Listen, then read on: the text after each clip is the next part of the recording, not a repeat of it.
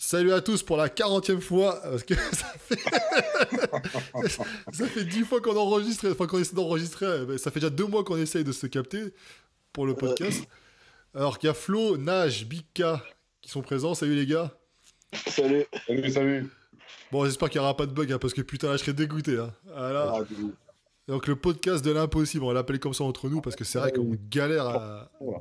Ah ouais. Et puis Skype c'est vraiment la merde par contre. Hein. Je pense qu'on utilisera autre chose la prochaine fois parce que là pour désolé pour les fenêtres, hein, vous allez voir, c'est un peu un puzzle, mais bon.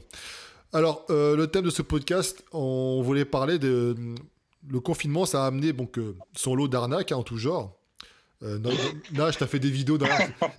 J'adore tes vidéos d'ailleurs. Il annonce direct. Ah ouais, mais direct, notamment tes vidéos sur les produits, etc. Enfin, c'est un truc de fou, les produits à domicile, on en a parlé, enfin voilà. Mais là, on voulait se focus plus sur les coachs. ouais. C'est toi, Flo, qui avait voulu parler de ça d'ailleurs. Donc on parle pas des crèmes qui font grossir les fesses et les seins aujourd'hui. Hein. Ah non, ça marche. Hein. Dose beauty. Attends, En il y a plus, les j'aime bien, tu sais, il annonce dès le début que c'est une arnaque et il dit alors c'est Flo qui a voulu en parler. Comme ça, je te file le dossier. Bah vas-y, Flo, explique-nous un petit peu concrètement ce que c'est en fait le principe. Et en plus, tu vois, il me dit vas-y, interviens quoi. Ah ouais, c'est toi qui peux recevoir les insultes en DM sur Insta après. Voilà. Non, bah écoute, le principe, ça serait sympa qu'on en parle parce que je pense qu'il y a une dérive actuellement qu'on peut tous constater suite au confinement. On va pas dire que c'est qu'une arnaque, il y a un côté positif sur le fait que les coachs sont en train de se digitaliser. Je trouve ça bien à partir du moment où c'est bien fait, mais je pense que c'est à partir du moment aussi où les coachs de base sont déjà coachs en fait, tu vois. Mais le souci actuellement, c'est qu'on est capable de te proposer des formations, soi-disant, pour devenir coach en 5 jours, en une semaine. Mais on ne parle même pas de digitaliser en temps de jour, tu vois. Non, non, là, on te parle vraiment de devenir coach. Donc, ça veut dire, entre guillemets, hein, bien sûr, d'être capable de gérer une diététique, de gérer un programme d'entraînement, etc., en quelques jours. Donc, ouais, forcément, ouais, on peut parler d'arnaque parce qu'il y a quelque chose qui me dérange là-dessus, quoi. Et surtout, notre métier empathie de tout ça parce que c'est pas du tout finalement la vision que l'on a du coaching et ça dénature complètement le coaching, quoi. Là, ça prend BPGS par exemple, c'est quoi? C'est 2 ans, je crois, un truc comme ça? Oh, c'est 18 mois, non 18 mois, ouais. Non, un an. Ça, ah oui, ils ont réduit maintenant, il y a une... Ouais, Il y a des formations, il y a une école qui les fait en 18 mois. ouais c'est ça, exactement. UCPA, je crois. Ouais. Donc voilà, si tu fais par formation STAPS, bah, ça dépend, bah, c'est les durées d'études. Hein, et t'as les mecs qui te proposent donc d'être coach en 5 jours. Après, ouais, voilà, tout dépend ce qu'ils appellent devenir coach. Si tu me dis que tu prends une personne qui sait coacher et que tu vas lui apprendre en 5 jours, tu vois, à se digitaliser, ouais, comme il a dit Flo, mais là, ouais, quand tu viens t'adresser à monsieur et madame tout le monde et leur dire, vous voyez, en ce moment, il y a beaucoup de gens qui coachent en ligne, devenez-vous aussi coach en ligne. En 5 jours. Là, ça peut. Tu vois, parce que si tu prends monsieur et madame tout le monde qui a 0 base et que tu leur fais faire ça, tu trouves avec des dérives qu'on observe de toute façon, tu vois, mais c'est vrai qu'après, de toute façon, il faut partir du principe que si tu veux, du moment où tu auras une demande, tu auras des gens qui vont essayer de trouver le moyen de répondre à cette demande, tu vois, des fois de la bonne manière et des fois de la mauvaise manière. Et là, en l'occurrence, tu te retrouves avec des gens qui se disent, ok, il y a une demande qui est faite parce que tout le monde est coincé chez eux, donc ils veulent des coachs en ligne, pourquoi pas moi? Parce que c'est vrai qu'après, quand ils pensent, et je pense que la base du problème, c'est que coach reste un métier où, d'un point de vue extérieur, ça paraît super facile, en fait. Bien sûr. Tu vois. Ah, parce que les mecs qui te voient en salle, par exemple, ils voient le coach qui est là, t'as le mec qui travaille et lui, il est là à côté. Pour eux, t'es en train de compter des reps, en fait. Ouais.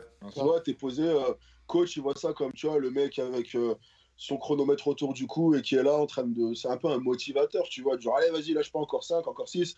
Puis après, qui va tchatcher la meuf de l'accueil et puis qui compte derrière. Ouais. Enfin, tu vois, ils vont appeler ça comme ça, tu vois. 15 à peu près, c'est bon. Ouais, voilà. Allez, Donc, du du coup, direct, au je final, reviens tout de suite, j'ai mon fils qui s'est réveillé. Ok. Donc, Mais- du coup, après, forcément, je te retrouve avec plein de gens qui se disent un peu, tu sais, ouais, pourquoi pas moi, ça a l'air si facile. Et du coup, tu assistes à ce florilège de sottises qu'on voit depuis plusieurs mois déjà, quoi.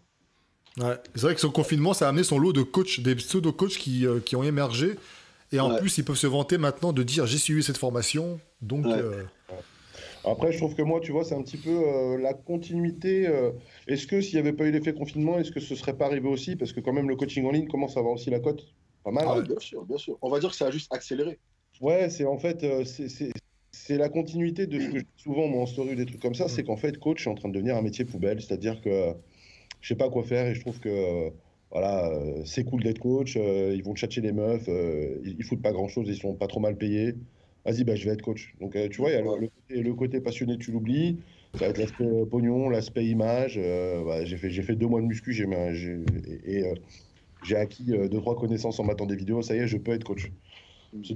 Pour moi, c'est devenu un métier poubelle. Hein, quand je vois toutes les dérives des réseaux, des gens qui sont pas du tout dans le métier et qui ont une toute petite expérience en tant que pratiquant, parce que malgré tout, l'expérience en tant que pratiquant, la longue expérience d'un bon pratiquant qui a été ouvert d'esprit, elle peut être de valeur et elle peut faire d'ailleurs d'un pratiquant un bon coach. Malheureusement, quand tu as des gens qui ont 1 an, 2 ans de muscu, qui n'ont pas vu une variété de profils à part les leurs et qui commencent à te dire je suis coach, et qui en plus commencent à donner des leçons aux autres sur les tarifs qu'ils devraient pratiquer, parce que j'ai vu ça il n'y a pas longtemps, je veux dire.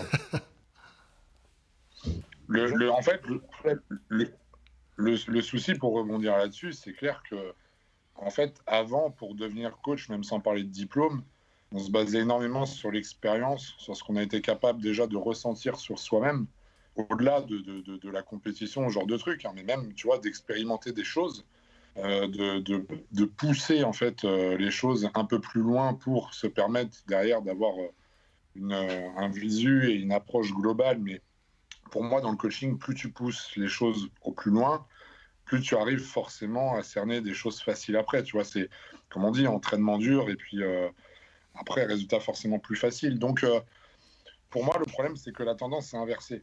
C'est-à-dire que maintenant, on te dit, voilà, si tu veux être coach, moi j'ai déjà eu aussi la réflexion, tu n'as pas besoin forcément d'avoir des années d'expérience, tu n'as pas besoin forcément d'avoir le physique qui correspond au profil type, entre guillemets, d'un coach sportif.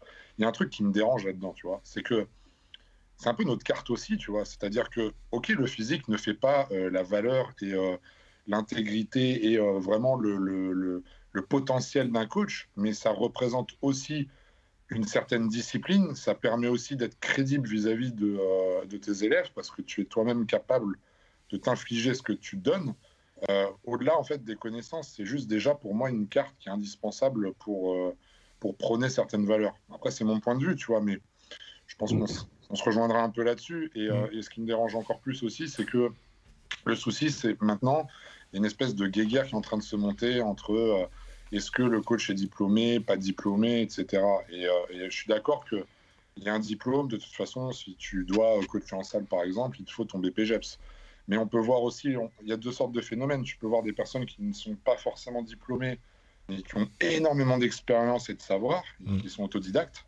Et à contrario, tu peux voir aussi des personnes diplômées, mais qui n'ont absolument aucune connaissance. Ouais, ils ont juste passé l'examen, ils retiennent le par cœur, et après, ils ont la carte, et puis voilà. Le truc c'est plus... Il y en a qui te disent c'est qu'un bout de papier. C'est la symbolique du diplôme, on s'en bat la race du bout de papier. C'est la symbolique de dire, ok, cette personne-là peut me coacher en salle parce que j'ai l'assurance qu'il ne va pas me casser le dos en me faisant faire des squats.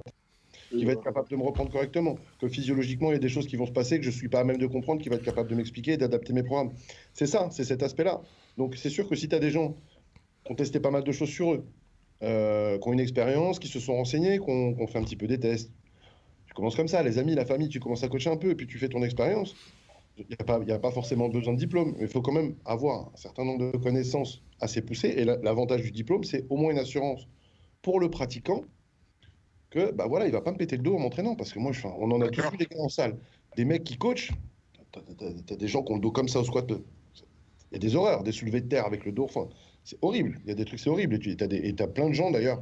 Moi, j'ai plein d'élèves qui se sont fait casser le dos, les épaules en vrac et tout, à cause de coachs qui étaient diplômés ou pas, mais en tout cas qui n'étaient pas compétents, c'est-à-dire qu'ils n'avaient pas les connaissances nécessaires pour les protéger. Et c'est ça, pour moi, c'est pour ça que je rouspète souvent sur les gens qui n'ont pas de diplôme ou qui n'ont pas l'expérience, parce que coach, bah, c'est un métier qui demande un certain nombre de connaissances qui sont validées officiellement par un diplôme ou par une expérience que tu peux justifier de par ton physique ou de par ta capacité à corriger quelqu'un qui s'entraîne. C'est l'aspect sécuritaire. Le diplôme, c'est une validation de ta possibilité à mettre en sécurité un pratiquant. Pour pousser le truc un peu plus loin, même, Karim, je suis totalement d'accord avec toi, et c'est de dire même que ceux qui ont de l'expérience, même ceux qui ont un diplôme, avant déjà de pratiquer sur une clientèle, enfin j'aime pas ce mot-là, mais voilà, sur des élèves, il est vrai que c'est pas juste expérimenter sur eux-mêmes, on est bien d'accord, mais c'est par exemple commencer à prodiguer quelques conseils, etc., mais sans rentrer vraiment en tant que coach dans le vif du sujet. Moi, je sais qu'au début, c'est exactement ce que j'ai fait pendant plusieurs années, donner juste du conseil, accompagner des gens, mais sans se prôner coach, tu vois, c'est juste par pure passion et envie de partager des choses. Je pense que c'est ça. Ouais, exactement. Quand tu es coach néo-diplômé, tu as ces bases techniques qui te permettent de coacher. Mais moi, je dis souvent que c'est à partir du moment où tu as ton diplôme que ta vraie valeur va se forger, parce que là, ça va te permettre de voir une multitude de profils. Et c'est au fur et à mesure que tu vas étudier, que tu vas travailler avec ces profils et que tu vas les faire progresser, que ton expérience de coach va vraiment réellement prendre de la valeur. Après, le gros problème qui se pose, et tu vois, et c'est là où on parle justement de ce qui se passe depuis un an, enfin depuis le confinement, tout ça, c'est que pendant longtemps, si tu veux, t'avais des coachs qui étaient non diplômés et non qualifiés, t'en avais, tu vois. Mais c'est vrai que dans une très grande majorité des cas, le débat était diplôme vs connaissance. T'en as qui avaient les deux, t'en as très peu qui avaient aucun des deux, tu vois. Et en fait, c'est juste depuis cette année où t'as un peu une sorte d'avènement de gens qui n'ont ni l'un ni l'autre, en fait.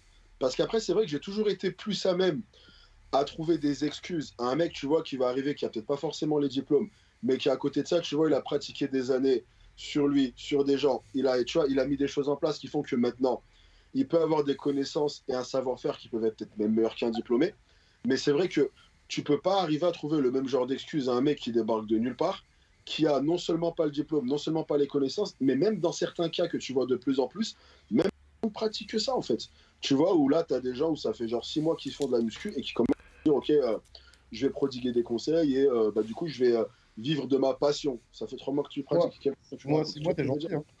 Ouais. Mais ça, c'est un phénomène qui existait avant, les gars. Bon, regardez, c'est vrai que c'est un peu plus pour les filles, je suis désolé, mais c'est une réalité. J'avais fait une vidéo d'ailleurs là-dessus qui disait, en gros, les meufs qui étaient bien gaulées, qui ont été mis en avant, notamment par exemple par Thibaut, hein, mais pas que lui, mais par Thibaut InShape, elles ont une audience. Avant cela, jouer, donc elles ont un physique où t'as les filles, elles veulent leur ressembler, mais elles ont une génétique déjà de base. Et elles vont se dire, bon, allez, elles commencent à faire des vidéos tuto. Après, elles vont commencer à être contactées par des boîtes qui vont proposer des coachings en ligne, etc., avec son nom. Et puis, elles vont se faire de l'argent là-dessus. Tu vois, c'est. Ah oui, bien sûr. Ça existait. Mais là, c'est vrai que le phénomène, il a explosé. Le nombre de mecs qui se mettent coach. La grosse différence, c'est que maintenant, en fait, ça s'est démocratisé dans le sens où avant, des filles comme ça, t'en comptais une dizaine max. Ah tu oui. vois, t'as quelques noms qui vont ressortir. Bah, tu m'as parlé de Thibaut InShape, donc il y a des filles qui ont fait des vidéos avec lui et qui, du coup, grâce à ça, se sont retrouvées dans une position où elles pouvaient justement prodiguer des programmes. Et encore, dans la plupart de ces cas-là, tu avais au moins la conscience de te dire que elle, c'est le visage du programme, mais que souvent, c'était même pas fait par elle. Ouais, c'est donc, à la rigueur, souvent, tu as un coach diplômé derrière qui a taffé le programme. Et en gros, ils vont s'arranger sur un pourcentage. Et elle, on va dire qu'elle va être un peu l'image de marque du truc. Là, tu n'as plus cette démocratisation où tu as toutes les meufs qui vont avoir leurs 5-10 000 abonnés sur les réseaux qui ont relativement ce même type d'éthique. Où là, la grosse différence, c'est que le programme, il va être fait par elle. Et en plus de ça, avant, c'était beaucoup sous support programme. Tu vois, c'était des papiers imprimés, tu vois, les programmes à la Sonia Clef. Donc, à la rigueur, sur le programme, tu as marqué, par exemple, squat jump. La fille, qu'est-ce qu'elle va faire? Elle va aller sur Google et regarder c'est quoi un squat jump. Là, on arrive dans un ère où tout le monde a des bons téléphones, tout le monde est capable de faire des vidéos. Donc là, c'est pas seulement la fille, elle n'a plus besoin d'aller rechercher le truc. La fille, elle a juste à regarder la vidéo de la personne en question. Et souvent, c'est très, très mal fait, tu vois. Donc, non seulement tu as le problème où c'est démocratisé et fait par la personne, mais en plus, c'est mal montré. Et tu te retrouves avec de ces trucs. Mais j'avais fait une vidéo là-dessus où tu vois, où justement, on essaie de voir un condensé de ces programmes, mais t'as des trucs de malades qui se font. Ah, j'ai vu ça. Ouais. Tu vois. Et j'ai même envie de te dire, je pense même pas qu'on en a vu le bout. Parce que justement, vu qu'on arrive dans une ère où tout le monde commence à peu près à savoir gérer ses réseaux, à pouvoir développer une audience, avant, on va dire que maintenant, c'est à la portée de tout le monde d'avoir une audience sur les réseaux. Tu vois, n'importe qui se met un peu à fond dedans peut avoir 20 000 personnes en moins d'un an, tu vois. Donc du coup, ça peut donner une audience à n'importe qui. Qui dit n'importe qui dit ce qui se passe en ce moment. Et j'ai envie de te dire, je pense pas que ça va aller en s'arrangeant. Ah bah non, parce que si on te propose des formations maintenant en ligne à acheter, C'est ça. Non C'est ça. reconnu, hein, mais bon. Ces formations, c'est validé par personne, hein, c'est validé par eux-mêmes. Hein. Ouais. Non, c'est juste qu'après, bah, en soi, voilà, c'est un truc où c'est littéralement juste l'acquis de conscience de se dire j'ai passé quelque chose, tu vois. Mais, et d'ailleurs, il y a un événement aussi là, ça par contre, c'est encore plus récent, mais je pense que vous avez dû sûrement tomber dessus ou être contacté par des gens, c'est les coachs pour coach.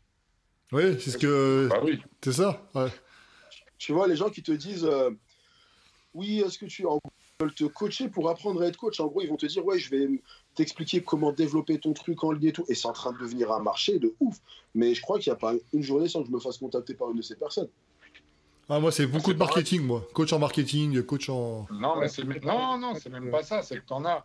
Ils ont même pas la notion que peut faire un coach. Ils ont même pas. Ils savent limite même pas ce que c'est de coacher. Ils l'ont jamais fait.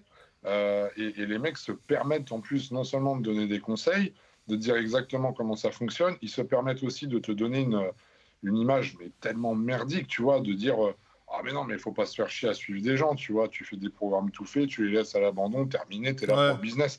Moi il y a un truc qui me dérange dans ces formations quand tu vois les publicités, c'est que à la limite qu'ils essayent de prôner le fait de digitaliser un coach ou peut-être de l'aider dans certaines choses sur le plan marketing. Il n'y a pas de problème, moi je n'y vois pas d'inconvénient, au contraire, c'est très bien. Mais par contre, dans leurs propos, si tu veux, ils considèrent vraiment tous les élèves qui veulent suivre un coach, ils les prennent pour de la merde, vraiment, en disant, ils le montrent dans les publicités, votre chiffre d'affaires, votre truc, votre chiffre, et en fait, tu considères les gens vraiment purement comme un porte-monnaie. Il y a un truc qui me dérange parce qu'on est comme dans un métier en fait, tu vois. C'est comme si on se permettait de... je sais pas, moi, dans une maison de retraite, de voir les personnes âgées juste comme des porte-monnaies grâce à leur famille, etc. Et en fait, ça me pose un problème. Déontologiquement, si tu veux, c'est juste l'image en fait que tout cela donne.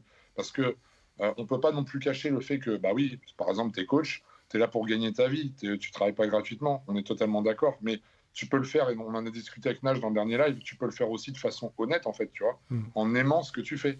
Et elle est là la différence. Et je pense que les gens, ils sont prêts à avoir un coach qui peut-être gagne des centaines de milliers d'euros par mois, je dis ça comme ça, tu vois, mais ils sont prêts à le voir à partir du moment où la personne, justement, elle est investie dans le service qu'elle propose et que c'est quelque chose de qualité. Mais je ne pense pas qu'elle soit prête même à perdre 15 euros si c'est dans un matraquage commercial et un truc purement business, quoi.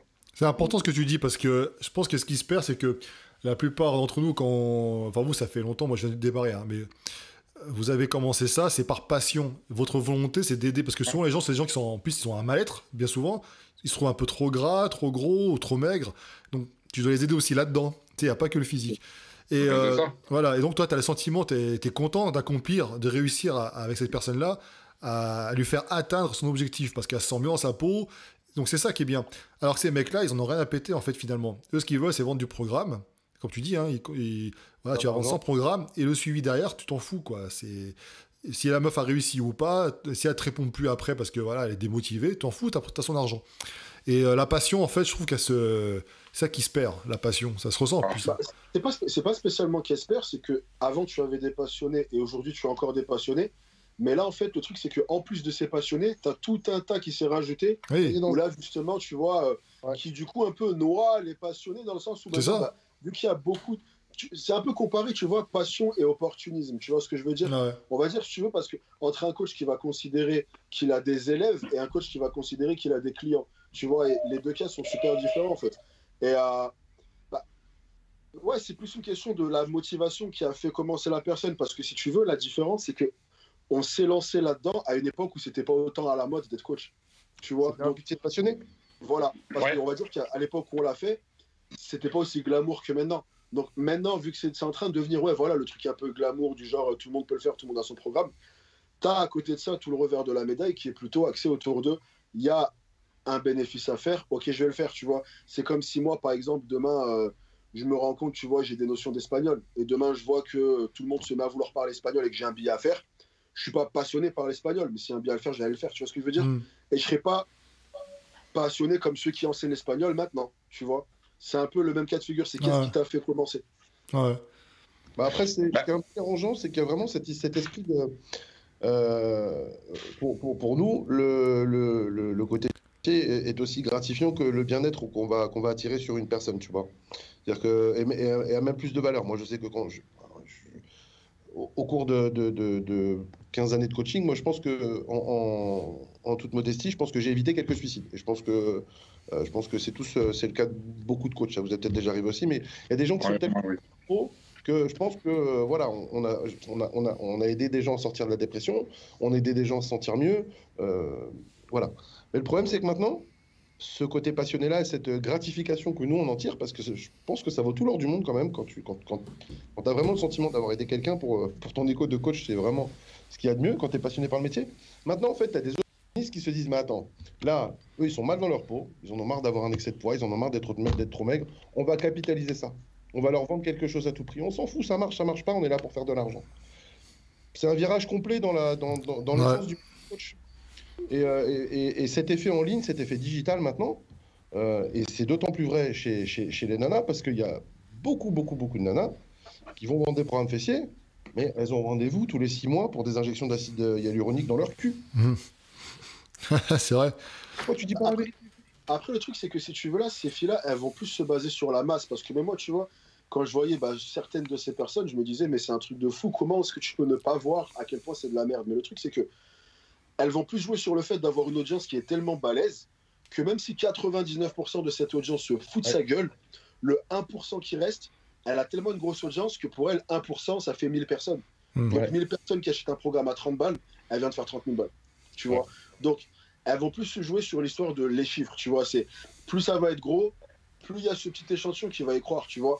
Et surtout, comme tu l'as dit, le public féminin, parce que toi-même, tu sais que ça reste une cible privilégiée de ce genre de choses, parce que tu as tous les troubles de l'image qui vont avec. Enfin, voilà, les filles, en général, sont beaucoup plus consciencieuses de leur physique, surtout de nos jours avec les réseaux, tu vois, qui vont un peu...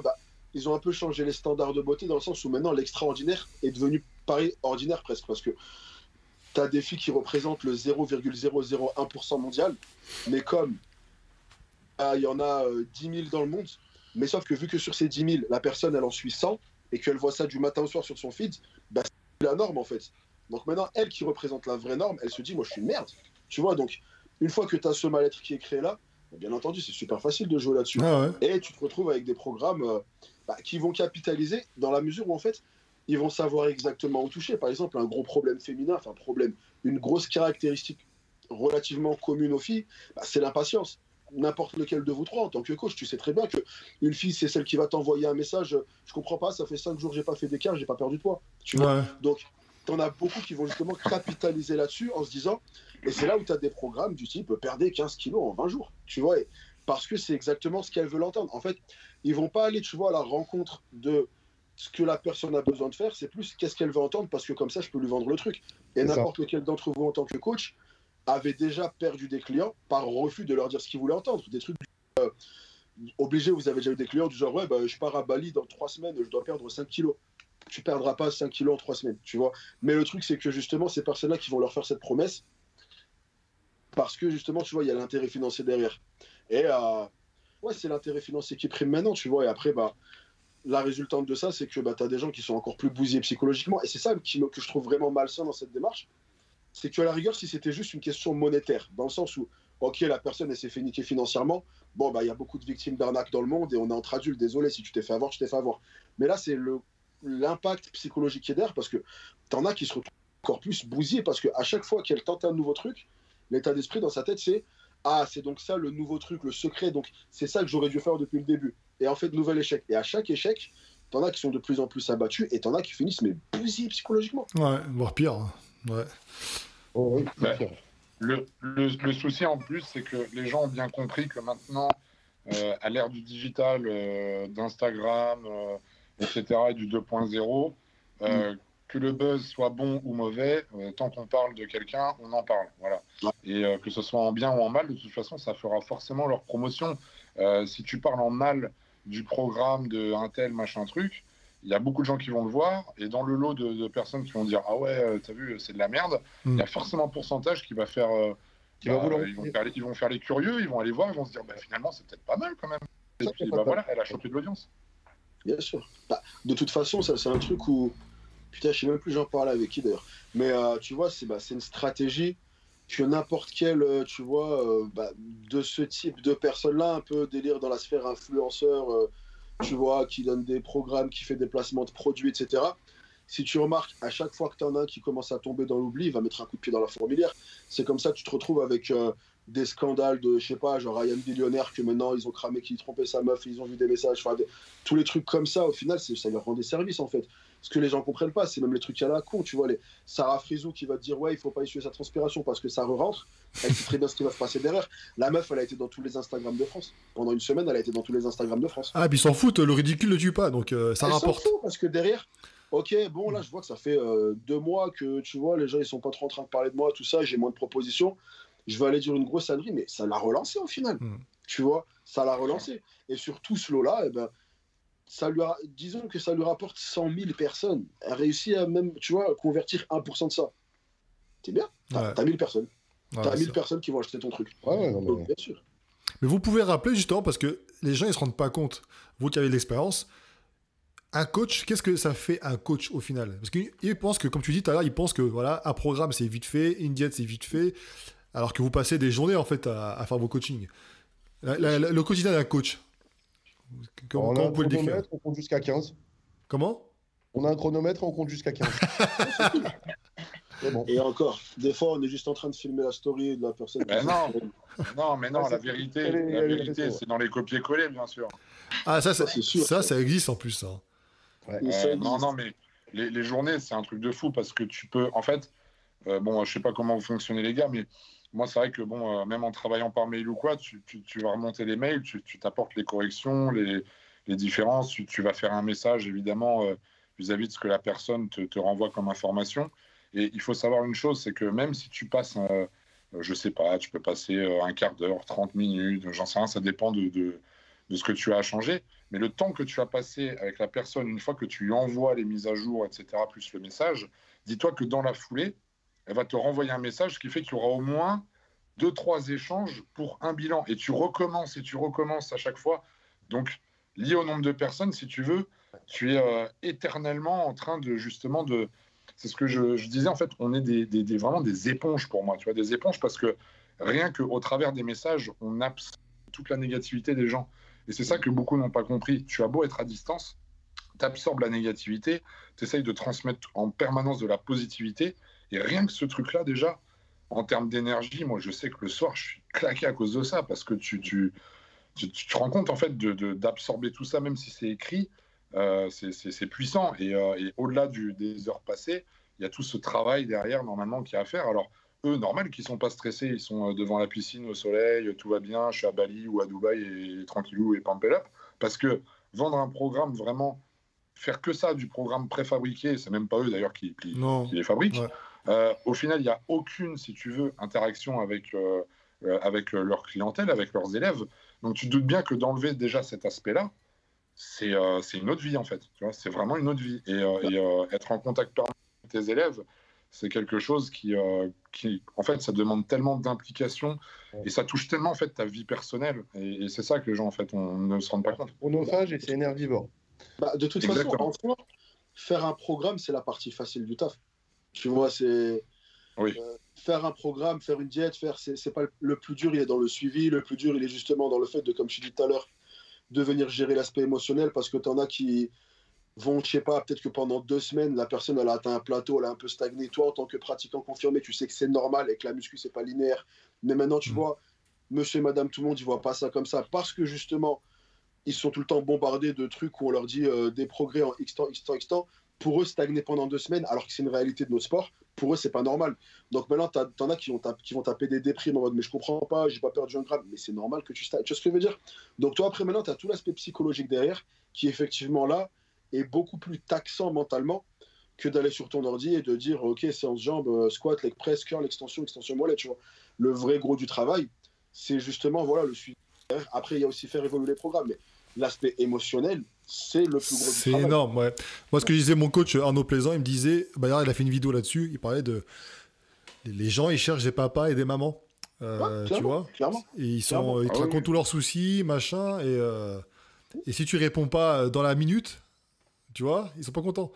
Donc, non, ça par contre, après, c'est... bon, ça se gère. Ça, je sais pas comment vous, tu vois, ça par contre, après, c'est à toi, parce que il faut être là pour les gens. Maintenant, charité bien ordonnée commence par toi-même, il faut être là pour toi. D'accord, parce que j'ai connu beaucoup de coachs où, si tu veux, faire ce taf, limite, les a privés de leur propre vie, tu vois. Ah ouais. Par exemple, je sais que moi, personnellement, j'ai instauré des heures où je peux répondre. En fait, tu as des protections à mettre en place. Ah parce oui. que c'est vrai qu'on va dire que un cas de figure qui se trouve beaucoup quand tu fais ça, surtout à distance, c'est que les élèves, eux, ne vont pas se mettre la limite. Ça veut dire que si toi, tu ne mets pas la limite, tu peux te retrouver dans une situation où vous vous écrivez du matin au soir, en fait. Eux, ils vont te répondre. Donc, c'est à toi de dire, OK, bon, c'est bon, là, tu as eu tes réponses. Des fois, de faire exprès d'attendre un petit délai pour justement laisser se passer les questions. Enfin, ça, après, tu vois, c'est à toi de... Pour montrer Ah, que tu parce réponds que- pas là. Bah oui, parce que Ça, ton c'est comme temps. ça que je fonctionne. Mais c'est vrai que Ton- je connais des coachs où eux, non, c'est vraiment, ils se sont fait bouffer, Ouais, mais au c'est point ah de oui. flinguer leur vie de Au début, couple, leur copine, elle se dit, ouais, mais tu appartiens à tes élèves, on n'est plus ensemble. Enfin, ça, je l'ai connu beaucoup, tu vois. Ah, ton temps est précieux. Je l'ai vécu moi-même. Hein. Ouais. Moi-même, je l'ai vécu, c'est-à-dire qu'au début que je coachais, j'étais tellement impliqué dans ce que je faisais parce que pour moi, c'était juste une opportunité de fou de pouvoir vivre de sa passion, de faire ce que l'on aime, de voir que les gens, tu les rends heureux, que tu changes leur vie, clairement. Ouais, Donc, je m'impliquais vraiment dedans et ça m'a bouffé ma vie perso. voilà. Donc, forcément, derrière, tu prends des dispositions parce que, en fait, ce qui est aussi frustrant, énervant et en fait, ça te met vraiment dans le mal aussi, dans le sens où tu peux très bien t'impliquer à 400% avec une personne. Elle peut te parler même de trucs super gênants, hein, de problèmes de vie de couple, de choses comme ça. Tu te retrouves impliqué en essayant toujours d'avoir un point de vue assez central et neutre. Moi, c'est ce que j'essaye de faire, tu vois, de donner de la positivité, mais sans émettre un jugement, c'est très important. Et derrière, ces personnes-là avec qui tu auras passé beaucoup de temps, tu vas te retrouver du jour au lendemain avec bon, bah, tu sais quoi, j'arrête le coaching parce que ça me casse les couilles et elles vont se plaindre. Ça aide. Hein. Ouais, elles vont se plaindre que tu n'as pas passé assez de temps, alors que la personne à côté, donc l'élève suivant, avec qui tu as passé 4 fois moins de temps, va te dire ouais, t'es génial, t'es ultra présent. Et en fait, tu te rends compte, tu vois, t'es là et là. Et il y a un moment, toi, il faut que tu arrives à te situer et te dire voilà, maintenant, il faut que je donne un certain temps à chaque personne, que je sois cohérent, que je sois efficace, mais il ne faut pas non plus me laisser bouffer par des personnes qui sont là, tu sais. J'appelle ça vraiment, tu as des personnes, elles sont là pour tirer vraiment tout le jus que tu peux avoir en chaque personne. Et ça, elles le font même dans leur entourage. Elles vont prendre de chaque personne tout ce qu'il y a à prendre. Et une fois qu'elles t'épuisent, tu sors de leur vie. Et ben elles le font aussi avec, par exemple, avec leur coach, elles le font avec leur compagnon ou leur copine ou machin. Elles le font avec tout le monde. Et ça, moi, j'ai pas envie d'être vide de ce genre de choses. Donc, en instaurant des limites, moi, il y a certaines personnes, hein, tu vois, et même encore aujourd'hui, qui me disent ouais, je vois tous tes résultats, tout ça, mais j'ai l'impression que tu t'impliques pas avec moi comme tu t'impliques avec les autres. Et quand je leur réponds chi, je m'implique même peut-être encore plus. Tu sais, ils tombent de haut en mode. En plus, c'est super désagréable d'entendre ça. Ouais, c'est horrible. C'est horrible. Surtout quand toi, derrière, tu as eu, tu vois, le professionnalisme de mettre en place un système qui fait que tu peux répondre à tout le monde de la même manière, tu vois. Après, tant que toi, les gens, ils parleront toujours, tant que toi, tu as l'acquis de conscience de te dire que tu as exprimé les règles clairement et que tu as dit, voilà comment ça se passe. Exemple tout bête. Mais tu vois, par exemple, moi, sur comment je traite les messages de mes élèves, si tu veux, tu vois, bah, je les prends du plus vieux au plus nouveau, tu vois. Et en fait, le truc, c'est que je leur dis, tu as tes réponses dans les 24 heures. Mais le truc, c'est qu'en fait, une fois que tu as posé la question, attends la réponse. Parce qu'en fait, si tu m'écris toutes les 2 heures, tu remontes tout en haut à chaque fois. Ouais, donc le truc, c'est que j'arrive jamais à toi, en fait. Et des fois, tu en as qui m'envoient des messages ou qui m'appellent énervé. Ça fait 5 jours que tu m'as pas calculé. Parce que ça fait 5 jours que tu m'écris toutes les 1h30. Tu vois. Donc après, et je leur dis pas de manière énervée. Je leur dis de manière très méthodique. Relis le document que je t'ai envoyé dès le début. Parce que j'ai eu l'intelligence de tout mettre à plat dès le début. Je t'ai annoncé la règle. Je fais pareil aussi. Tu me regroupes tes questions. Tu attends 24 heures max. Tout simplement. Tu n'as pas besoin. T'as pas de raison de devoir m'écrire toutes les 2 heures, d'accord? Moi-même qui prépare une compétition, je vais pas envoyer un message à mon préparateur toutes les 2 heures. Donc, toi qui as envie de perdre 3 kilos pour tes vacances, je pense que tu peux attendre. Tu vois ce que je veux dire? On est coach, on n'est pas médecin urgentiste. Hein. Voilà. Non. Après, comme tu as dit, voilà, exactement ce que Flo a dit, c'était super ça. C'était que tu as certaines personnes où c'est vraiment dans leur nature de plus ou moins prendre tout ce qu'ils peuvent prendre, en fait. Et pour ces gens-là, malheureusement, c'est à toi de venir mettre des protections en place pour que justement, parce qu'en plus, tu rends service à personne en te laissant avoir par ça, parce que la résultante, c'est que tu es tellement drainé psychologiquement que à la base, ton but, c'était d'être là pour tes élèves, mais tu es tellement épuisé que tu n'arrives plus à être là au final, tu vois. Donc le truc, c'est que ça, c'est des personnes où tu vas devoir te mettre des dispositions, et c'est pour ça que des fois, J'ai la personne qui va m'envoyer ses messages. Techniquement, je pourrais être disponible pour répondre, mais je vais faire exprès d'attendre quelques heures pour que justement la personne comprenne, ok, je dois poser mes questions en bloc, j'attends un petit peu, tu vois. Parce que si je réponds du tac au tac, le mec, ça va devenir ma meuf, on s'écrit toutes les minutes. Tu vois. Ouais, c'est vrai, t'as raison. Moi, je l'ai ressenti beaucoup ça au début, quand ça a vraiment commencé à exploser, c'est tombé, le coaching en ligne, c'est tombé aussi l'année de naissance de ma fille. Ouais. Et en fait, moi, c'était très dur parce qu'elle était un peu prématurée, elle dormait pas beaucoup la nuit, c'était compliqué.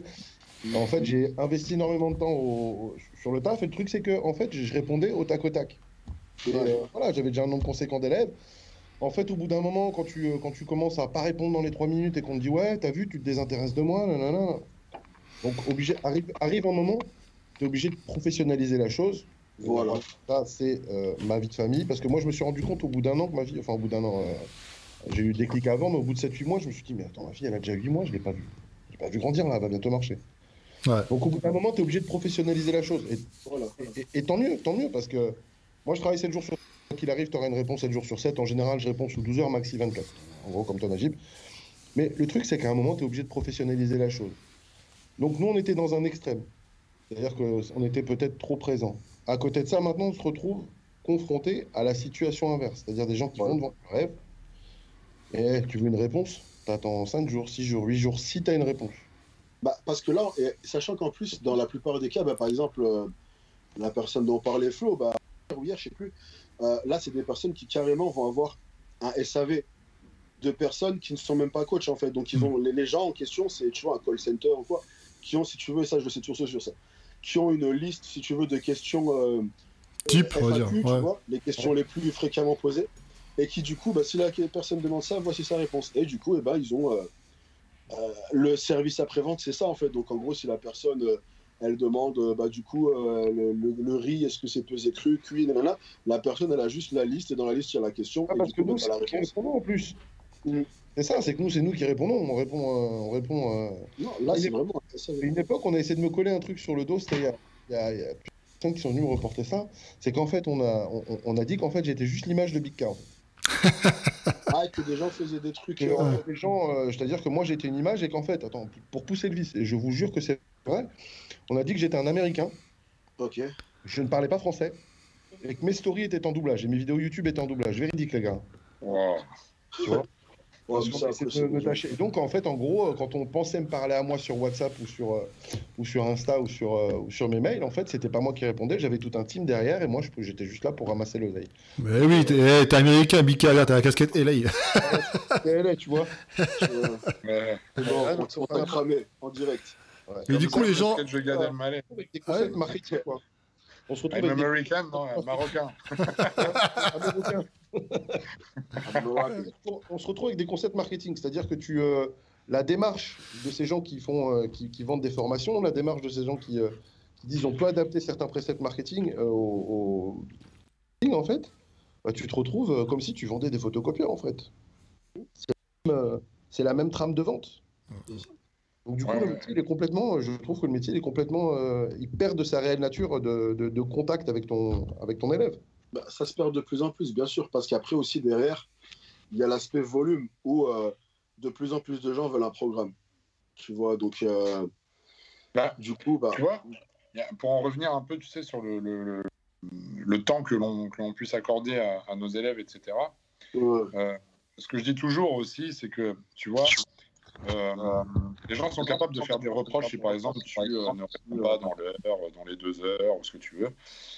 Mais ce que je dis toujours, c'est que quand tu consultes un psy est là pour que tu ailles mieux psychologiquement, que tu te sentes mieux, faire un travail avec toi.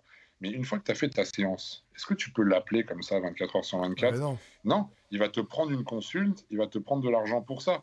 Est-ce que du coup, on va dire de partout, ah, mon psy, c'est un enculé parce qu'il ne m'a pas répondu dans la foulée, tu vois, il s'en fout de moi. Non, parce que professionnellement parlant, il y a quelque chose qui a été établi, c'est rentrer dans la conscience des gens que voilà, si tu fais part à la médecine, si tu fais part à des spécialistes, eh ben, c'est normal de prendre une consultation, c'est normal de prendre un rendez-vous. Mais par contre, toi, en tant que coach, si on te pose une question que tu réponds pas, c'est pas normal que tu aies une vie de famille, c'est pas normal que tu n'aies pas le temps à ce moment-là pour telle personne, et c'est là où il y a un problème, tu vois. Et malheureusement aussi, on rentre dans un cadre où Et moi, je suis très content de cette décision. Enfin, je dis malheureusement et en fait même heureusement.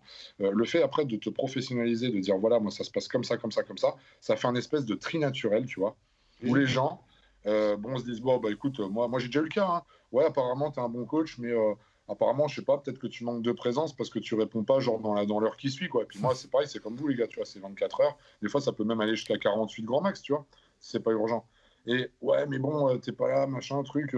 Moi, ça me convient pas, il me faut plus de présence. Pas de problème, je te rends l'argent, part, tout va bien. Parce que j'ai plus envie, en fait, d'essayer de prouver à ces gens-là que non, t'inquiète pas, hein, je suis au taquet. Non, non, parce que je sais pertinemment que ça va en fait, me donner un stress.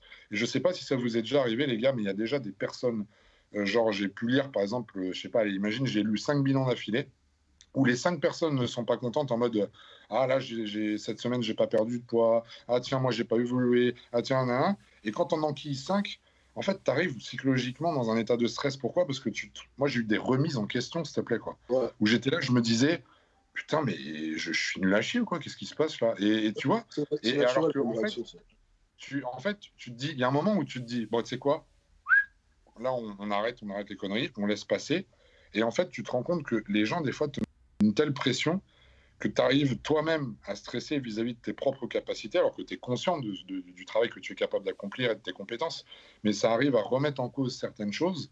Et en temporisant un peu tout cela, bah, tu te rends compte que non, c'est les gens qui t'ont poussé à penser ces choses-là, et c'est hyper négatif pour justement l'autre partie des élèves qui, elle, n'a rien demandé, quoi.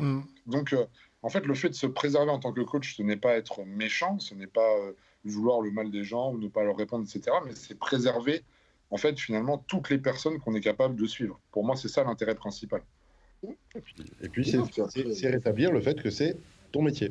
Voilà, c'est ça. Mais ça, c'est un truc pareil. Je t'ai dit, c'est un truc que j'en avais parlé dans ma vidéo, dans une vidéo, je sais plus, mais c'est ça. C'est comme tu as dit, Bika, tu vois, c'est que tu as l'aspect, tu vas pas appeler ton banquier à 23h. Parce que tu vois, c'est ancré dans ta tête que ton banquier, là, ses horaires de taf, tu vois. Mais ça, après, comme je t'ai dit, c'est pas. En fait, la pire erreur qu'un coach puisse faire, c'est s'attendre à ce que ce soit ses élèves qui réussissent à mettre justement ses limites en place. C'est à lui de prendre en main le fait d'avoir des limites, et c'est à lui. En fait, des fois, j'ai envie de. Ça peut paraître méchant dit comme ça, mais dès que tu as des coachs, tu vois se faire bouffer par leurs élèves, tu as envie de dire ouais, mais c'est toi qui t'es mis dans cette situation. Parce que c'est toi qui as laissé ça arriver. Dans le sens où, en fait, moi, même mon pseudo WhatsApp, c'est disponible pour question coaching de telle heure à telle heure, de tel jour à tel jour. Je réponds pas les dimanches. Enfin, c'est instauré de base, en fait. Ça veut dire que demain, on peut pas venir me prendre la tête parce que j'ai posé ces bases dès le début.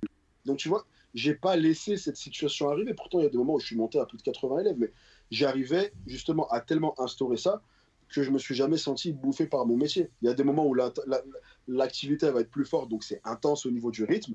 Mais quand c'est mon moment à moi, tu vois, à 22h, je coupe tout. Il n'y a pas de attends mon téléphone, moi je sais pas quoi. Parce que j'ai instauré les horaires, tu vois. Et ça, après, c'est vraiment quelque chose où il ne faut pas qu'on s'attende à ce que nos élèves le fassent. Ils ne le feront pas. Et comme tu as dit, je t'ai dit, il y a des gens qui ont ce besoin. Parce que beaucoup de gens, tu vois, ont ce besoin de progresser physiquement, certes. Maintenant, ok, t'es un bon coach, je suis un bon coach, ce que tu veux, mais on fait des programmes que tu peux retrouver ailleurs aussi, tu vois. On va pas arriver avec une méthode incroyable venue de Pluton, tu vois. On connaît ce qui marche, etc. Donc, la vraie plus-value d'une personne qui vient prendre un programme, souvent, c'est un peu l'aspect, tu vois, accompagnement psychologique. Et qui dit besoin d'accompagnement psychologique peut dire personne qui a ce besoin, justement, de contact, et, tu vois, et c'est à toi de mettre cette limite-là. Parce que oui, comme je t'ai dit, je connais des gens, il y a des coachs qui se sont fait larguer par leur femme, il y a des coachs qui... Parce que justement, voilà, si tu l'habitues à te répondre au tac au tac, et après, si toi, tu as fait l'erreur de la laisser s'habituer à ça, tu peux pas lui reprocher de s'énerver 2 semaines plus tard quand tu le fais plus. Parce que tu lui as donné ce droit au début, tu vois. Donc, pose les bases clairement. Moi, personnellement, c'est pas un problème que je rencontre. J'ai pas eu de pression depuis très longtemps par quelqu'un, et si j'ai eu une mini pression, j'ai recadré rapidement en disant regarde le document que je t'ai envoyé au tout début. Non, mais je fais comme toi, moi aussi c'est pareil, j'ai un document que j'ai préparé où j'explique tout ça. Et par contre, alors, ce qui peut, enfin, les gens, je pense que ça vient aussi du fait qu'ils disent personal trainer, coach perso. Ils s'approprient en fait non pas ton programme, ta diète, mais même toi. Ils te payent, t'es à toi. Enfin, c'était à eux, quoi, je veux dire. Donc, ouais, mais tu vois, le problème avec ça, c'est encore une fois, on tombe dans un schéma qui est complètement hilarant. C'est que les gens, ils veulent te posséder en tant que coach, tu vois, dépasser 100 balles, c'est compliqué. Tu vois, en fait, il voudrait un mec à disposition pour 50 balles par mois. Mais on va où là? Enfin, tu vois, il y a un moment où c'est pas possible. Si la personne, elle te veut H24, elle ne veut que toi, que tu sois disponible tout le temps, machin que. Et moi, il n'y a pas de problème. Tu me payes 10 000 balles par mois. J'ai un élève et alors, tu sais quoi, je viens de faire à manger même. Je te borde le soir. Ouais, c'est vrai, t'as raison. Et Karim, d'ailleurs, il y a ton expérience, je pense qu'elle peut être intéressante là-dessus. La mentalité, Alors moi, la différence de mentalité. Non, mais la différence de mentalité avec les États-Unis. Les coachs aux États-Unis, regarde, si vraiment les élèves veulent s'approprier un peu plus le coach, ils mettent des sommes beaucoup plus conséquentes qu'en France. J'ai vu un coach qui est un pro IFBB très connu, qui a été de multiples fois sur les scènes d'Olympia, qui n'a jamais gagné, mais en tout cas qui a toujours été très, très, très, très bien placé. Frérot, je le payais entre 500 600 euros tous les mois. Attention, hein, j'avais eu à l'époque une progression de fou malade, rien à dire. J'avais des mails, j'envoyais, j'avais pas WhatsApp, j'avais pas Skype, j'avais rien du tout. J'avais des mails et j'avais des fois des réponses, frérot, au bout d'une semaine. Je me plaignais pas, il me répondait, tu vois ce que je veux dire. Et là-bas, c'est vachement différent. Où le coach, où t'as un coach qui va bosser avec une team, et alors là, t'as une réponse H24, mais t'es pas vraiment dans un truc personnalisé parce que. Voilà. Ou alors les gens, moi je trouve qu'aux États-Unis, sont vachement plus patients, beaucoup moins dans le besoin d'immédiat. Ils ont vraiment capté que voilà, t'es mon coach. Maintenant, voilà, c'est un travail personnel avant tout. Si j'ai des réponses, si j'ai des questions à te demander, voilà, je suis pas à une journée près ou à une heure près pour attendre une réponse. Donc moi, j'ai trouvé que globalement, ça se passait mieux aux États-Unis quand j'avais eu là-bas, et même moi en tant que coach là-bas, quand j'avais pu coacher là-bas. Honnêtement, on a quand même sur des gens qui sont un peu moins demandeurs. Mais le phénomène aussi de coacher à distance aux États-Unis est un peu moins nouveau. Donc peut-être que c'est un peu plus établi dans la tête, dans la tête des gens. Et c'est pareil, là-bas, c'est très professionnalisé, c'est-à-dire que dès le départ, comme on fait tous, dès le départ, quand tu envoies les documents de départ, c'est bien précisé. Tu peux me contacter, je réponds à tel moment, comme ci, comme ci, comme ça. Donc je trouve que ouais, aux États-Unis, c'était beaucoup plus. Tu vois, même moi, quand j'étais avec Chris Aceto en prépa, il m'a déjà rien appris de spécifique. Tu vois, ça a confirmé déjà ce que je faisais. Puis au-delà de ça, pendant toute la prépa, je n'ai eu que 3 diètes. Pourtant, j'étais prêt. Mais tu vois, ce que je veux dire, c'est que en France, imagine, tu fais que 3 diètes, par exemple, pour soit une prépa ou soit pour quelqu'un pendant son coaching. Et que les 3 diètes ont suffi à le faire évoluer. On va être capable aussi de te reprocher que, ouais, mais avec lui, fais gaffe, j'ai eu que 3 diètes. Ouais, mais t'as perdu combien en poids? T'as évolué comment? Imagine, le résultat est fou. La personne arrivera quand même à te dire, ouais, mais bon, j'ai quand même eu que 3 diètes, quoi. Tu vois? Ouais, mais ça, c'est parce que tu as beaucoup l'argument marketing de plein de gens en mode je change tes programmes toutes les 2 semaines. Tu vois, ouais, il n'y en a pas qui disent ça. C'est une question qu'on pose beaucoup, ça. Ouais, tu changes les programmes tous les combien de temps? Je sais pas, je suis pas voyant, je vais de les changer. Tu vois, si pendant 3 mois, le truc, il t'a pas saoulé et qu'il continue à marcher, pourquoi je vais changer si ça marche, tu vois? Mais parce qu'à côté de ça, tu es tellement matraqué par cet argument marketing de toutes les semaines, le nouveau programme. Il va se passer quoi si tu changes toutes les semaines ton programme, tu vois? Mais déjà, tu peux être quasi sûr que c'est copié. Hein. C'est du, ils vont pas se faire chier. C'est automatique, part tout seul. Ouais. Mais en parlant juste d'un point de vue efficacité, mais même les notions d'adhérence à un programme, tu vois, de t'adapter au positionnement d'un exercice, surtout pour un public qui n'est pas confirmé. Déjà, les 4, 5, 6 premières séances, ça vont servir juste à t'apprendre à te placer. Donc, si je te change toutes les semaines, tu vas apprendre quoi? Tu vois, mais voilà, parce que tu as cet argument qui est mis en avant par des gens comme ça, du coup, à la limite, ouais, on peut te reprocher le truc de ça fait 1 mois et demi que tu n'as pas changé ma diète. Mais si ça marche. Ouais, mais t'as pas qui disent, par contre, ça fait combien? Je commence à me lasser de ma diète. Je fais, mais même si on change ta diète, on va changer les macros, etc. Tu crois que je vais te sortir des aliments que t'as jamais vu de ta vie dans ta diète? Tu vois ce que je veux dire?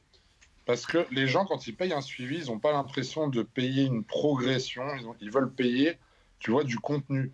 Et en fait, c'est ça que j'explique tout le temps. Quand on paye un coach, ce n'est pas le contenu, tu payes en fait ton évolution, qu'elle soit physique, mental. En fait, c'est le package de tout ça. C'est pas à ce moment-là, si on devait faire des diètes chaque semaine et changer alors que tout fonctionne, bah tu fais pas un forfait au mois, tu fais un forfait à la carte, tu vois. Vas-y, change ta diète, bah ça sera 100 balles par changement. Ah bah du coup, on va être plus riche, nous. Ah ouais, c'est clair.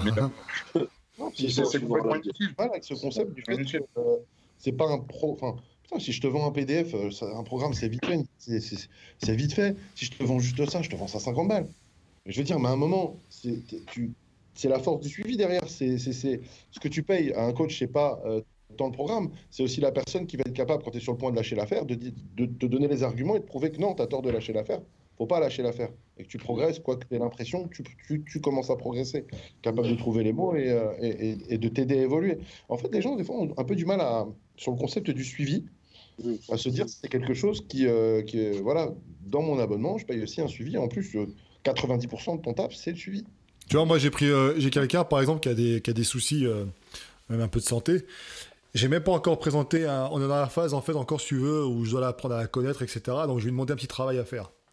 Et en fait, si tu veux, ça, je pense, je sais pas si vous le faites aussi, c'est pour sélectionner aussi les élèves. Parce que des demandes, j'en ai aussi, des curieux, des machins, mais je veux des gens qui s'investissent un minimum, tu vois.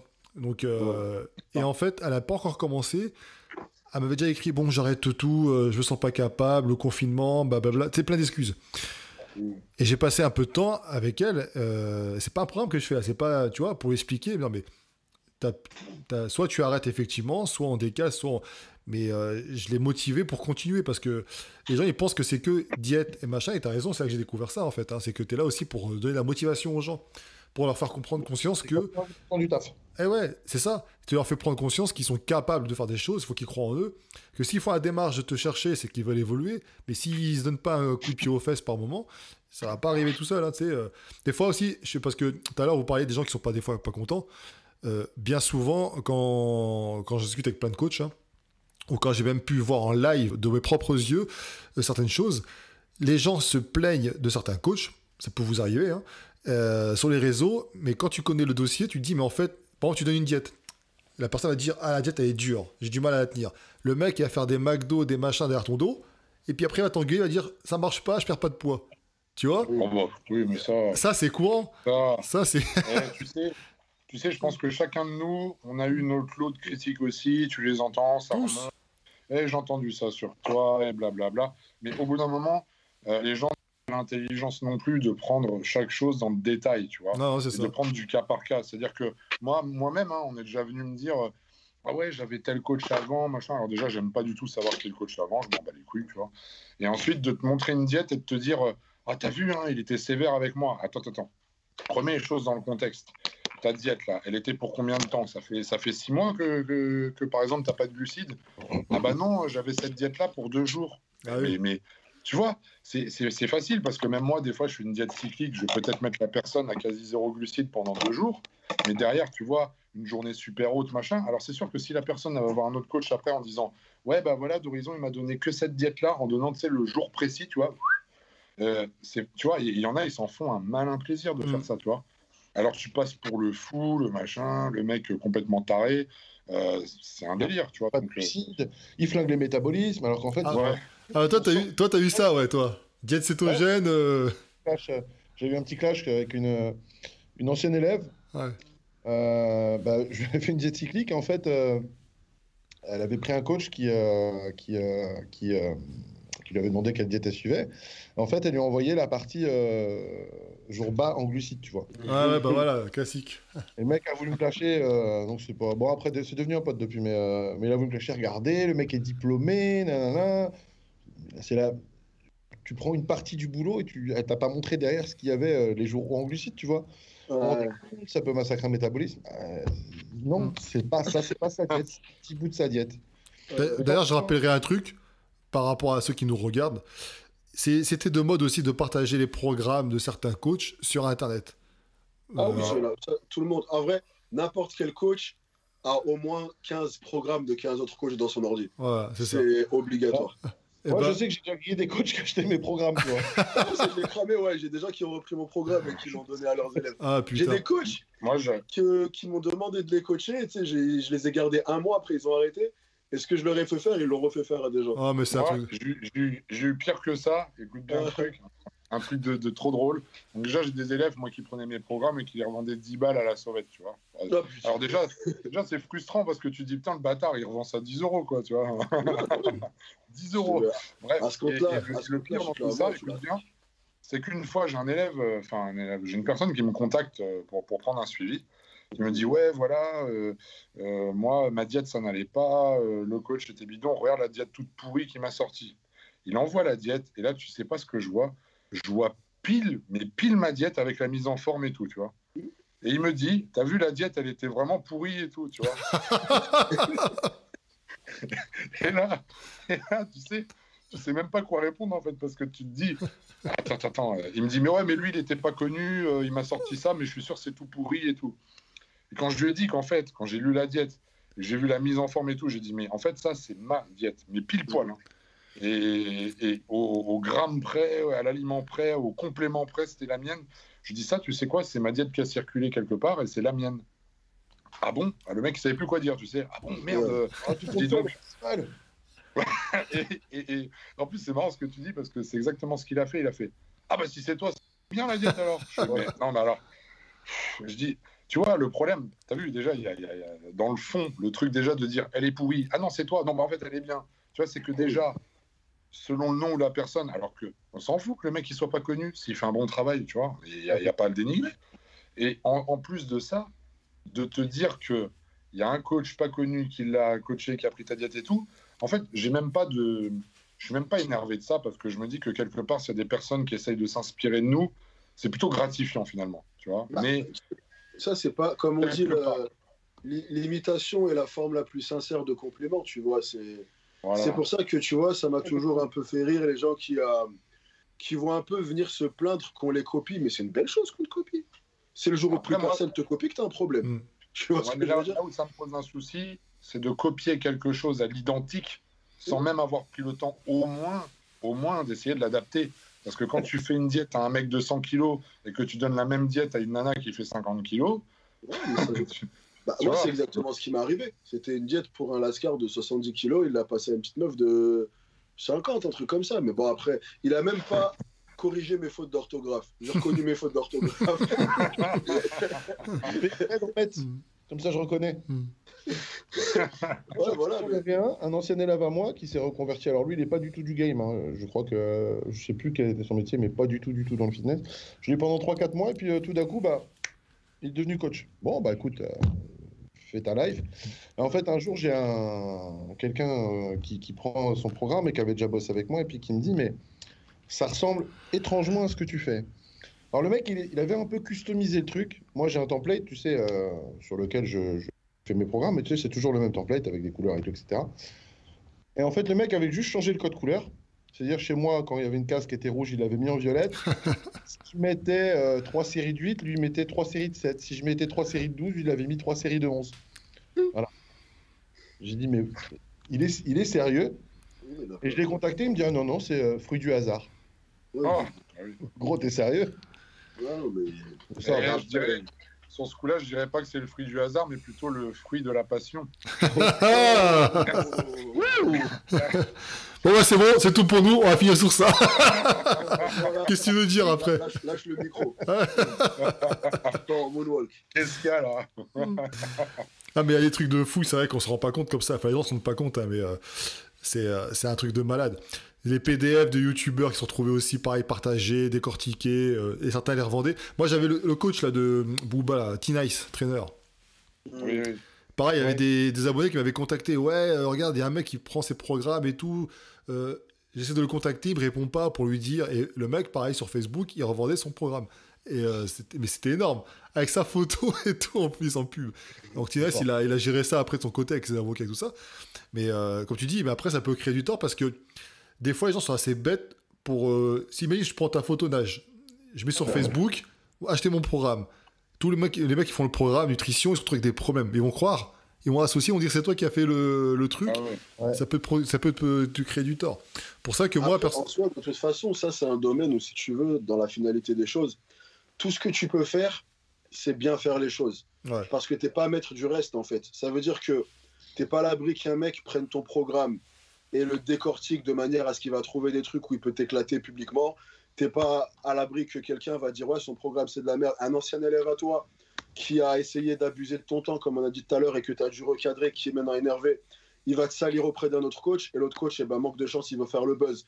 Il fait une vidéo sur toi. Enfin, tant que toi, en soi, parce que on a tous été accusés de faire les mêmes jets pour tout le monde, on a tous été accusés de ne pas, on a tous été accusés de, c'est toujours les mêmes choses qui reviennent sur tous les coachs, tu vois. Tant qu'après toi, dans l'état des choses, tu sais que le taf a été fait carré, et surtout tant que tu gardes une trace, parce que moi je sais que sur mon disque dur, j'ai n'importe quel programme que j'ai fait depuis le début et je peux plus ressortir, tu sais que tu es carré dans tes trucs, tu vois, mais en soi, des gens qui te copient ou des gens qui essaient de te dégommer en te faisant passer pour un vieux coach, t'en auras toujours. Mais tant que tu ne l'es pas réellement, tu es souvent relativement à l'abri, tu vois, parce que d'autant plus que tu vas prendre des casseroles sur n'importe quel coach. J'ai jamais vu un coach où genre t'as pas entendu une personne qui l'a dénigré. N'importe quel coach, toi, tout le monde. Tu vois, que ce soit auprès d'autres coachs, publiquement, ou que ce soit. Donc après, en soi, ça, c'est des trucs qui font malheureusement partie du truc. Et encore une fois, j'ai envie de te dire, on le disait tout à l'heure, il n'y a pas vraiment de mauvaise presse. Si les gens prennent la peine d'essayer de te dégommer, tu vois, c'est que mine de rien, tu fais du bruit. Donc, finalement, même moi, au début, j'étais quelqu'un... Enfin, ça me touchait un peu, tu vois, quand tu commences, je pense qu'on est tous passés par là, quand tu commences le suivi, qu'on te dit, ah, tiens, machin, t'entends des trucs, tu commences à te dire, oh merde, tu te remets en question et tout. En fait, plus les années passent, et plus tu te dis... je pense que le coach, pour qu'il soit serein dans son travail, dans son attitude, dans ce qu'il est capable de proposer à ses élèves, c'est d'être hyper confiant en soi vis-à-vis du travail que tu fournis, vis-à-vis de la patience que tu as, mais sans pour autant se prôner meilleur coach et machin. Non, il faut toujours garder cette part de curiosité, d'être autodidacte, aller chercher de l'information, ne jamais justement se sentir coach accompli. Toujours aller chercher de nouvelles informations, mais par contre, sur la partie vraiment, ce que tu es capable de fournir comme travail et l'implication que tu y mets, il faut être sûr de soi. Moi, je sais que le matin, je me réveille, je vais pas être stressé parce que, ah merde, ouais, c'est vrai que quand même, j'ai pas répondu, c'est chiant. Non, je sais le travail que je fais, je sais le travail que je donne, je sais l'implication que j'y mets et le temps consacré à mes élèves. Donc, à partir de là, maintenant, si j'ai peut-être à me perfectionner sur tel ou tel point, je le fais. Mais c'est pas ça qui va me stresser, voilà. Donc à partir du moment où on comprend ça, je pense que c'est là où on arrive à être coach en fait pendant un long moment, quoi. Et puis le but, pour nous, c'est de viser la longévité de la chose, parce que vendre des programmes à plein de personnes et faire de la masse et pas cher et machin et trucs, on sait pertinemment que ça, c'est le genre de situation où la personne va durer 1 an, 2 ans, 3 ans et pour s'effondrer. Par contre, quelqu'un qui va forger sa réputation sur l'accompagnement qu'il fait, sur les compétences qu'il est capable d'amener, ça se fait sur le long terme. Et les meilleurs préparateurs, on les retient sur le long terme, pas les étoiles filantes. Non, c'est vrai. Voilà. De toute façon, après, quand toi, tu sais que de toute manière, tu es serein dans la qualité de travail que tu as fourni, tu apprends un peu plus ou moins, tu vois, à accepter le fait que tes méthodes ne conviendront pas à certaines personnes. Et ça ne veut pas dire que tu es un mauvais coach. Et ça ne veut même pas dire que la personne est un mauvais élève. C'est une question d'incompatibilité. Tu vois ce que je veux dire? Prends, je sais pas, Apple. Tu as combien de gens qui ne jurent que par iPhone? Tu es capable de trouver des gens qui te disent qu'iPhone, c'est de la merde. Starbucks qui nique tout, Microsoft, Netflix qui nique tout.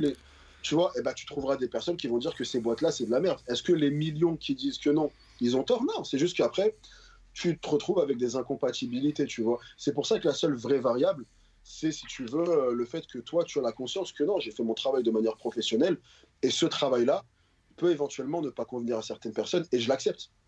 Et au-delà de ça, je pense que, pour conclure là-dessus, c'est vrai que c'est au-delà de ça, les gens ont du mal à comprendre qu'au niveau des relations humaines, tout simplement, pour faire très simple, on ne peut pas tous se correspondre. On n'est pas tous potes. On n'est pas tous, c'est comme en amour, tu vois, on peut pas tomber amoureux de n'importe qui.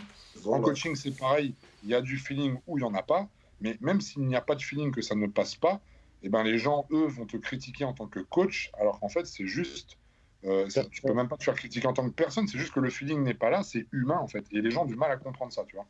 Parce que, en fait, le problème aussi vient du fait que les gens, comme partout dans la société de nos jours, se disent, voilà, à partir du moment où je mets un billet, la personne qui est en face de moi doit s'aplatir à mes exigences parce que je lui donne de l'argent. Et ça, c'est un truc qui m'insupporte au plus profond. C'est-à-dire que c'est comme si demain, tu vas au restaurant, le mec te sert, le serveur, et que tu es comme une merde parce que tu estimes que tu payes ton plat. Ça, c'est pas normal, ça, tu vois. Et je me bats tous les jours avec ça parce que... C'est un connard, ça. Oui, voilà. Après, voilà, ça revient aussi au fait il faut accepter que pour certaines personnes, hélas, c'est dans leur nature, Et ces personnes-là, sûrement, iront de coach en coach et seront insatisfaits de chaque personne. J'ai des personnes qui m'ont contacté et que j'ai su d'entrée de jeu que j'allais pas les prendre parce qu'elles me disaient ouais, t'es mon dernier recours, mais j'ai eu 6 coachs avant toi et à chaque fois ils ont fait de la merde. J'ai dit attends, t'as eu 6 coachs et les 6, c'est quoi le dénominateur commun à toutes ces situations? Tu vois? J'ai dit comme toi il y a pas longtemps là. Tu vois, mais malheureusement, peut-être c'était le même d'ailleurs. T'as 2 cas de figure qui se posent. Soit tu vas essayer d'argumenter avec un mur et tu sais que la personne n'entendra pas raison parce que c'est des gens qui sont de nature à ne pas se remettre en question. Soit tu te préserves mentalement et psychiquement en te disant écoute, je ne pense pas que nos méthodes seront compatibles. Je vais te laisser continuer tes recherches, bonne continuation et ne pas te mouiller avec ça. Maintenant, voilà, il faut accepter que tu ne peux pas sauver tout le monde. Tu vois, c'est pareil, c'est le même type de personne qui va aller dans un resto et gueuler sur le serveur parce que non, mais je comprends pas, je t'avais demandé mon risotto à 36 degrés et pas 38. Tu vois, mais c'est juste des gens qui malheureusement ont ça dans leur personnalité. Et le plus important pour toi, c'est d'apprendre à ne pas te remettre en question suite à ça. Tu vois, de la même manière que tu vois, je sais pas, on est tous les trois, on fait tous les trois du contenu sur les réseaux. Est-ce qu'il y a une fois où tu n'as pas fait une vidéo et que tu as une personne qui t'a dit que c'était la meilleure vidéo qu'il avait vue de sa vie et que la personne juste après t'a traité de grosse merde? Ils parlent les deux de la même vidéo. Tu vois ce que je veux dire? Tu es simplement responsable de la qualité de ce que tu produis. Tu n'es pas responsable des réactions des gens. Donc tant que toi, tu sais que ce que tu as donné, que ce soit une vidéo que tu as fait, un post, que ce soit un programme, que ce soit n'importe, une interaction tout simplement, tant que toi, tu as été à la hauteur de ce que tu exiges de toi-même, tu n'es plus maître de ce qui se passe après. Si ça ne convient pas à quelqu'un, bonne continuation. Et bien sûr. C'est ce que je dis souvent même aux coachs en devenir, aux néo-coachs, c'est que si vous ne sentez pas une personne, et que vous sentez que ça ne va pas le faire, elle ne fera pas. Bah, vaut mieux oublier un billet, même si des fois c'est dur, parce que quand tu te lances, c'est un peu dur, plutôt que d'avoir une mauvaise expérience avec un élève. Parce que quand tu commences à parler avec quelqu'un, moi de toute façon ça bloque direct. Et quand tu commences à parler avec quelqu'un et que tu ressens qu'en fait la personne, tu expliques ta façon de parler, que tu ressens que la personne elle veut déjà commencer avant même d'être ton élève, à dire ouais mais moi j'ai un peu plus d'exigence, quand je parle je veux qu'on me réponde tout de suite, tu vois, la personne elle veut commencer à modifier ta façon de travailler, vaut mieux pas professionnaliser. Surtout qu'en général, dans cette situation-là, et ça se développe encore plus avec l'expérience, mais même sans trop d'expérience, dans les situations comme ça, quand il y a un doute, il n'y a plus de doute. En général, ta première impression, elle est très, très, très souvent bonne, tu vois. Et quand, à chaque fois que j'ai perçu le truc de c'est un relou, mais que j'ai quand même, tu vois, décidé de donner une chance, c'est un relou, tu vois. Donc, tu sais directement, ok, bon là, et voilà. Et après, voilà, comme tu as dit, gagner 100 balles ou ma tranquillité d'esprit, bah désolé, je ne gagnerai pas 100 balles, tu vois. Mais il y a des moments où il faut savoir dire non et ça se finit jamais bien en fait dans ces moments-là. Donc après, c'est un moment, tu reçois un message de quelqu'un, tu te dis ouais, qu'est-ce que ça va être encore? Non, voilà, c'est ça. Déjà à la base, voilà, ça reste un plaisir pour nous aussi. Hein. Quand tu vois le nom apparaître sur le téléphone et que tu fais oh putain, tu vois déjà à la base, c'est pas bon dans tout ça en fait. T'as des gens comme ça, hein, même que tu peux avoir en suivi parce qu'ils pouvaient te donner une bonne image avant de commencer. Tu sais qu'après chaque mail que tu vas ouvrir, tu sais, ce genre de personne où quand tu vois le mail, tu te dis ah putain, t'as même pas envie de l'ouvrir parce que tu sais que ça sera négatif. En fait, ça, je l'ai vécu avant et je faisais avec. Maintenant, c'est terminé. C'est-à-dire que par moi-même, je dis voilà à la personne, je dis écoute, on arrête le suivi, ça ne convient pas, merci, au revoir. Et les gens, c'est d'ailleurs quand tu leur dis ça, ce sont les premiers à ne pas comprendre, à te dire mais je comprends pas, je prends un suivi. Non, écoute, ça va pas le faire. Et après, ça part en cacahuète parce que ah ouais, c'est un enfoiré, il m'a lâché en plein vol. Mais non, c'est juste que tu peux pas, si tu veux, on en a discuté déjà depuis le début. La négativité, on peut pas en absorber H24 et alors encore moins si ça vient toujours de façon régulière et que ça vient toujours des mêmes personnes, c'est pas possible. Ouais. Voilà, c'est un truc tout con, hein. T'as vu, quand tu parles de passion, etc., et que t'as envie d'aider tes élèves, et que tu demandes un truc tout con, ça vous arrivait, je suis sûr, parce que j'en ai entendu parler tellement de fois, tu demandes un bilan, toutes les, je sais pas, semaines, ou des 2 semaines, peu importe, ou quand tu fais la compétition, peut-être tous les jours, et que les mecs, ils t'envoient rien. Tu vois, qu'après, ils viennent te le reprocher. Et ils viennent te le reprocher après. J'ai pas évolué. Là, pour moi, tu vois, on est dans le même cas de figure que les gens où tu dois toi-même instaurer des heures pour leur répondre. Pour moi, tu dois instaurer cette clarté que, pareil, elle figure dans le document que j'envoie quand je commence, qui est mot pour mot, je dis, je ne te courirai pas après pour tes bilans. Ouais, si tu ne me fais pas l'effort de prendre une photo, une pesée et 2 mensurations, sachant que derrière, je vais passer plus d'1 heure à être sur ton programme, si tu ne fais pas cet effort-là, si pendant 3 mois, tu ne me contactes pas, on ne parlera pas 3 mois. Et ne reviens pas dans 3 mois me parler de remboursement, me dire, ouais, mais tu calcules pas tes élèves. Tu ne m'as pas fait la simple démarche de prendre une photo et une pesée. Tu vois, mais ça, c'est pareil. Après, encore une fois, en fait, si tu veux, les documents que tu envoies à la base et le discours que tu as dès le début, c'est un peu ta sécurité dans le sens où, au final, tu te retrouves dans une situation où tu n'as même plus à argumenter. Je réponds même pas. J'envoie un screen de la partie qui m'intéresse dans le document, tu vois. Donc, voilà, échec et mat. Ouais, j'envoie juste le screen du document qui dit « je ne te courirai pas après ». Tu veux dire quoi après ça? Tu vois, donc, personnellement, c'est pareil. La situation des bilans, j'ai des élèves que j'ai depuis plus de 6 mois. Ça fait 6 mois que j'ai pas eu de nouvelles d'eux. Ouais. Continue à me payer, ça reste mes élèves. Si dans 6 mois, on me fait un bilan, bah top. Mais en attendant... De toute façon, on en a tous. Hein. On en a tous des comme ça parce que tu as beau faire ce que tu veux. Moi, il y a des fois, tu as des gens, ils vont être réguliers. D'un coup, tu n'as plus de nouvelles.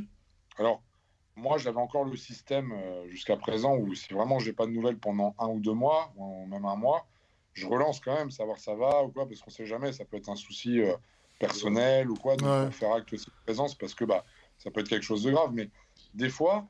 tu as un retour du style oui, j'ai eu des soucis, machin, truc. Une fois, si par exemple j'envoie ce mail-là, oui, j'ai eu des soucis, machin, bidule, faut que tu comprennes. Mais après, comme je réponds aussi, une fois que j'ai cette réponse-là, je leur dis aux gens, je dis oui, mais tu sais, envoyer un message, ça te prend 2 minutes. Je veux pas rentrer dans ta vie, mais juste prévenir, voilà, pendant un petit moment, tu n'auras pas de bilan, c'est normal. C'est tout, ça suffit. Mais au moins, tu sais ce qu'il en est. Parce que moi, c'est un truc que j'ai horreur. C'est vraiment que les gens puissent faire les morts, tu vois, des fois. Mais alors vraiment, c'est en mode mort de chez mort et qui d'un coup, ils réapparaissent en mode ah bah tiens, je pense qu'on l'a tous eu ça. Ah bah tiens, je t'ai pas donné de nouvelles pendant 4 mois. Est-ce que du coup, on peut reporter le coaching parce que je t'ai pas fait travail? Ah mais non. Rien de pire. Je sais pas, moi, ça m'agace la perspective d'être payé sans faire mon taf. Du coup, je préfère stopper. Moi, je coupe. Hein. C'est tout. Hein. Franchement, je peux pas. À la limite, tu peux pas.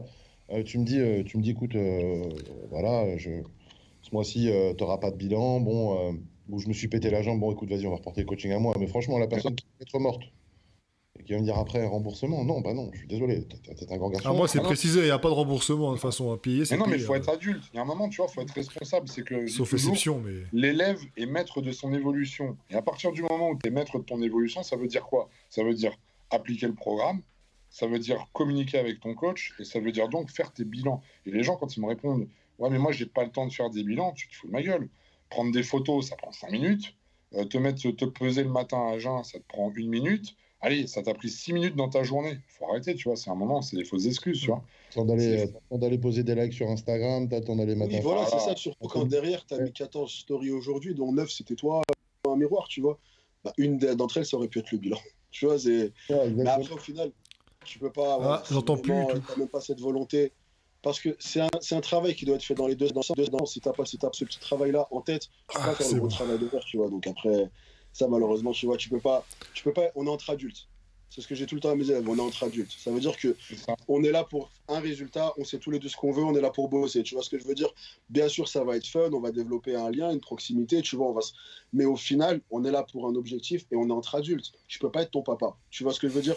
Tu pourras me parler parce que si tu as des soucis, etc., bien entendu, il y a l'aspect psychologique et je serai là pour toi. Mais je vais pas te servir ton assiette en mode t'as oublié de... Non, tu vois, si tu peux pas penser, ou même si tu as une galère avec le bilan, envoie-moi un message. J'ai pas eu le temps de t'envoyer un message, d'accord, dans ta journée, t'es pas allé chier, et ben quand t'es allé chier, tu m'envoies un message.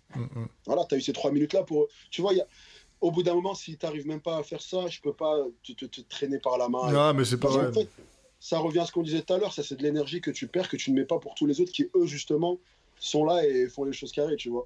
Donc après, en réalité de l'histoire, Nage incite les gens à prendre leur portable aux chiottes. Non, mais c'est la réponse que je donne tout le temps. Un message, c'est 3 minutes. Et il y a au moins une fois dans la journée où tu es parti aux chiottes. Ça a duré 3 minutes. Oui, tu sais que si l'élève le fait tomber, tire la chasse, tu seras le fautif de tout cela. Et non, mais déjà, alors déjà si tu es assis sur les chiottes, comment ton téléphone tombe? Tu le couvres normalement. Il tombera sur ta cuisse. Tu vois? Ah non, j'ai étudié la question. Ça devient technique, là. En tout cas, on est arrivé à... On a quoi? On a 1h15 de live. Oh, c'est beau. Tout ce que je peux dire par rapport à... Tu sais, peut-être pour conclure, par rapport à ce que tu disais au départ, la différence entre ceux qui font des, comme tu dis tout à l'heure, ils achètent des programmes pour être coach ou machin, et vous, là, ensemble, hein, c'est même moi d'ailleurs, c'est que, puis tout à l'heure, on parle de soucis, ce qui te pèse, comment tu essaies de trouver des solutions. En fait, c'est des choses qui nous préoccupent, finalement, tu vois. Contrairement aux mecs qui vont emmagasiner un maximum d'élèves, d'argent, en passant par des plateformes où tu peux avoir 200 élèves, ils ont tous avoir le même programme automatique, etc. C'est ça la vraie différence, en fait. Donc, quand je dis aux gens, quand vous choisissez quelqu'un, choisissez bien, parce que... voilà, moi je préfère payer un peu plus cher et être sûr d'avoir un bon suivi, par exemple, de qualité, quelqu'un qui soit disponible, qui puisse me adapter en fonction de mes ressentis, etc., et mes pépins, etc., les programmes et tout, plutôt qu'avoir des espèces de plateformes à 2 balles, là, ou des coachs, des pseudo-coachs aussi du net, juste parce que le mec est musclé, fait des belles photos, ou au bout d'un moment, voilà, il faut vraiment choisir, et puis il n'y a pas de secret, hein. Comme je dis toujours, hein, quand c'est trop beau pour être vrai, c'est que c'est trop beau pour être vrai, en sens où si je te promets un programme personnalisé avec un suivi de fou à 40 € par mois... En fait, je pense que si tu veux faire un programme préfabriqué, n'est pas en soi une mauvaise chose à partir du moment où tu es sincère avec les gens. Il faut le dire. Tu peux leur dire, voilà, oui. Moi, par exemple, je sais que je vais en faire certains, là, parce que j'ai eu des étudiants et tout qui m'ont contacté, qui n'ont pas les moyens. Donc, je vais leur faire en fait des programmes préfabriqués, mais qui vont coûter quoi? Allez, 40 balles. Mais par contre, c'est bien mentionné, programme non personnalisé. Voilà, c'est quelque chose qui va peut-être donner une trace à un débutant pour quelques mois. Ça peut être pas mal, mais ça s'arrête là. Tu peux pas prôner ce genre de programme en disant c'est quelque chose de personnalisé, ça va te faire évoluer de fou. C'est un vrai suivi. Il faut être clair dans ce que... Comme moi, j'ai en ligne, parce qu'il y a des gens qui peuvent pas non plus me prendre en tant que coach des fois, et il y a eu une demande qui est prépondérante pour du sans suivi. Donc j'ai fait une plateforme avec des programmes qui sont non personnalisés. Bon, la dette est personnalisée, mais ça c'est autre chose. Mais en tout cas, au moins, j'ai blindé le truc d'information pour que ce soit compréhensible. Mais systématiquement, quand les gens ont des questions vis-à-vis du programme, sans personnaliser les choses, je réponds. Et c'est le problème, c'est que et c'est toujours moi qui réponds. C'est le problème sur ces plateformes-là, qui vont distribuer la même chose à tout le monde et qui vont répondre, qui vont te promettre, ouais, envoie des messages. Enfin, je veux dire, à un moment, quand tu vois un truc où il y a marqué service, on te répond 24 heures sur 24. À un moment, il faut faire appel à ton bon sens. Ouais. Tu vois, c'est pas le coach qui dort avec son téléphone et hop, dès que ça bip, il répond, il se rendort. Non, c'est qu'il y a une plateforme derrière. Donc quand je fais réponse, je te réponds personnellement 24 heures sur 24, non, ça n'existe pas. Déjà, faut faire appel à son bon sens. Mais ça, malheureusement, hein, des fois. C'est ça.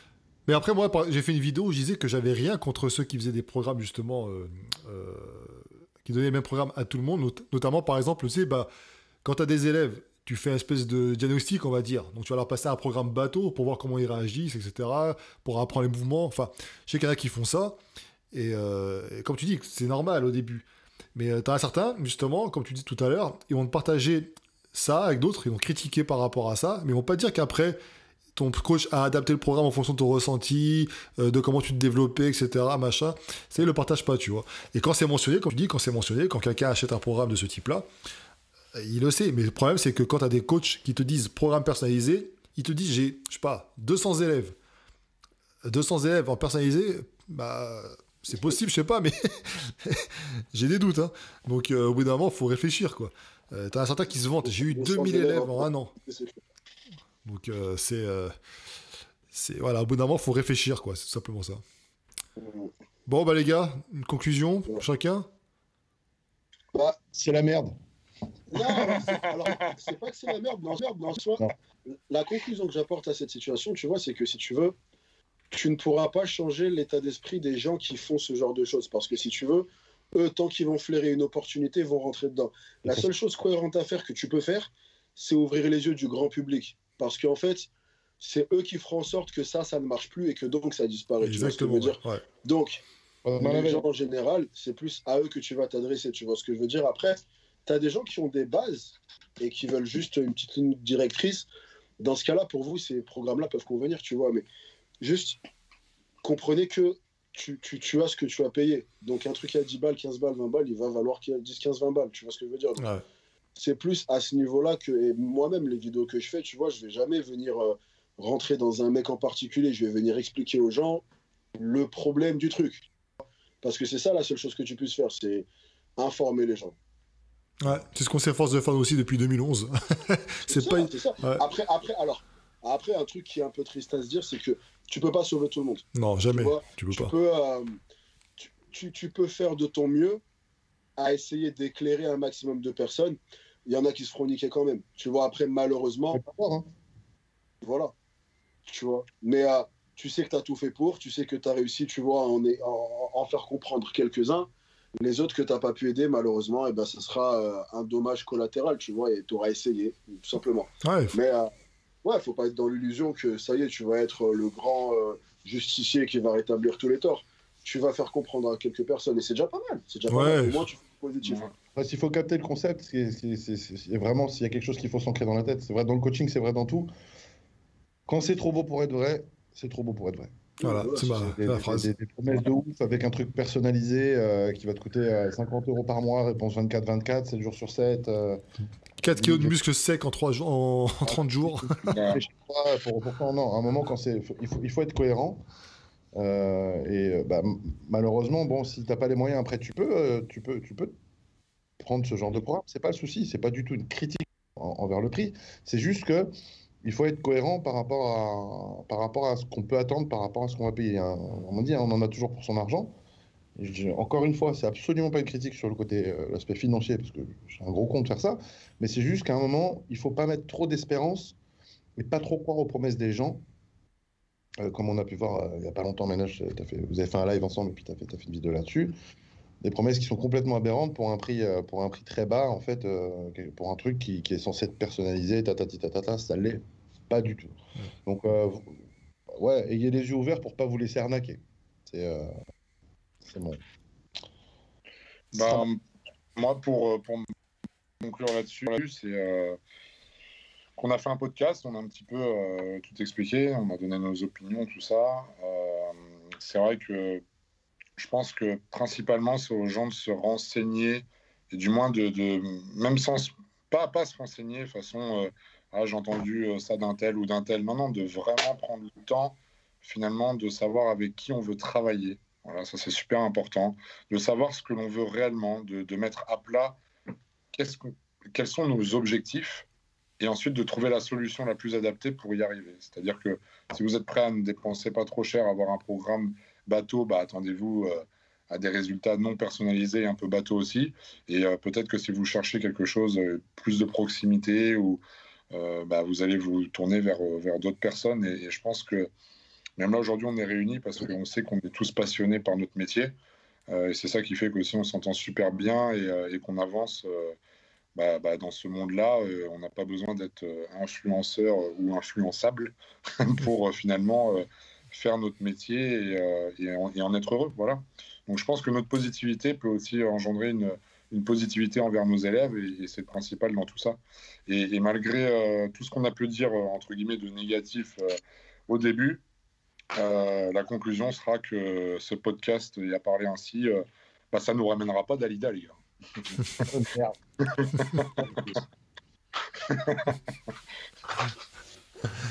Écoute, en tout cas, c'est super intéressant. J'espère que ça aura plu à tout le monde. J'invite évidemment tout le monde à aller vous découvrir et à vous suivre sur vos différents réseaux. De toute façon, ce sera dans la description. Je fais ça en bas, ça fait style. Ouais. Voilà. Et de toute façon, les gars, on se recontactera pour un autre podcast. Il y a tellement de choses à dire, de toute façon, au fur et à mesure de l'actualité. Voilà. Nage, bon courage pour ta prépa. Tu sais, c'est à la prépa qu'il faut souhaiter bon courage. Ouais. Moi, je jure. D'ailleurs, tous ceux qui ont suivi Attends, tu vois. J'avoue, pour l'instant, je fais trop la grande gueule. Là. Je vais me recevoir une gueule. Non, ça va, la prépa. La prépa, ça se passe bien. C'est cool, justement, tous ceux qui ont suivi la collection Je deviens bodybuilder, là, j'ai fait pareil, il vous partage tout sur sa prépa, mais quand je dis tout, c'est tout. Donc, allez suivre aussi ces vidéos, c'est super intéressant parce qu'au moins, vous voyez du concret. Voilà, c'est pas du rêve, c'est du concret. Non. Voilà. Ok. Rien, ça. Tu expliques sur Insta comment décortiquer une séance de cardio pour que ça passe super vite. Ouais. Mais tu rigoles, mais je te jure que la méthode, elle marche. Je l'ai appliquée pas plus tard que tout à l'heure. On l'a tous fait. Hein. 40 minutes à faire, j'ai dit attends, 40 minutes, et ça marche. Ouais, ça marche, il faut se motiver comme on peut. Bien sûr, tant qu'au final ton cardio il est fait, c'est carré. Exactement. Bon, bah les gars, merci à vous. Yes, Au plaisir, toi. merci à toi de l'invitation. Ah, merci à vous. Ouais, Hein. merci à l'accueil, de l'invitation. Yes. Yes, merci pour l'accueil. Allez, ciao les gars. Ah, tes gros bras, toi. Ah, ouais. Le temps que je les ai encore, tu vois. Ne t'inquiète pas, ils vont rester.